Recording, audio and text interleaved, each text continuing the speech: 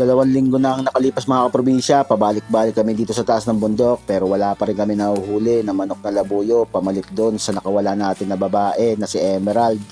Kaya ngayong araw mga kaprobinsya, isusubukan ulit namin umakyat ng bundok para ma-check ulit yung mga bitag, baka sakaling makahuli na tayo ng babae na labuyo para meron tayong pamparami.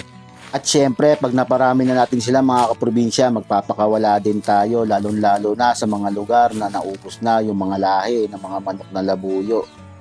Bali, nakahuli na nga pala tayo mga kaprobinsya ng 3 lalaki tapos 1 babae.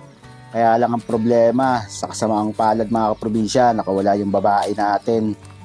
Bali, ang target nga pala na bilang namin mga kaprobinsya na huhulihin ay 15 lalaki tapos 10 babae.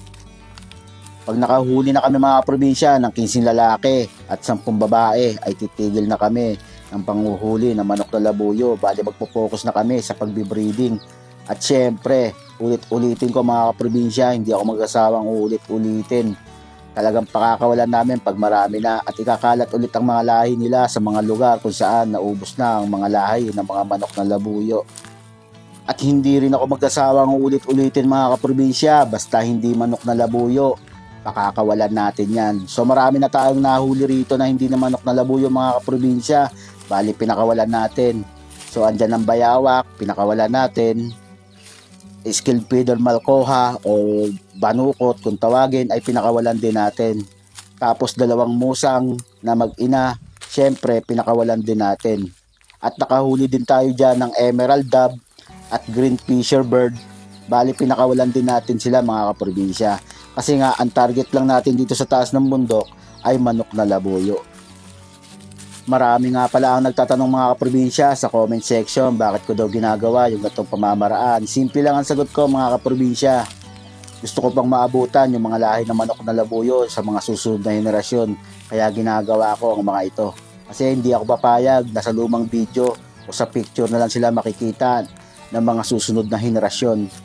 Bali marami nga palang iba't ibang komento mga kaprobinsya, merong nagagalit at meron din natutuwa. Bakit daw namin hinuhuli, hindi na lang daw hayaan na dumami sila sa wild. So ganito kasi ang sagot ko sa kanila mga kaprobinsya, kung hayaan natin sila sa wild.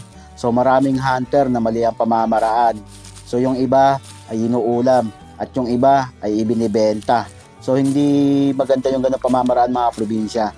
Sa akin kasi uhulihin ko, pararamihin, pag marami na ay pakakawalan ulit at ikakalat ulit ang lahi nila sa buong gubat na unaubos na yung mga manok na labuyo. Kaya nagpapasalamat ako sa lahat ng mga sumusuporta sa akin dyan. Hindi po ako humihingi ng pinansyal mga kaprobinsya. Isang like and share nyo lang ay napakalaking tulong na para sa akin. Bali sa pagkakataon nga ito mga probinsya, wala nga kaming nahuli dyan kahit isa. So kahit mapagod daw mga probinsya, ang mahalaga ay na-check natin yung ating bitag. Baka kasi makadali tayo ulit ng ibang hayop eh. Kaya yun ang iniiwasan natin, kaya araw-araw natin itong inaakyat.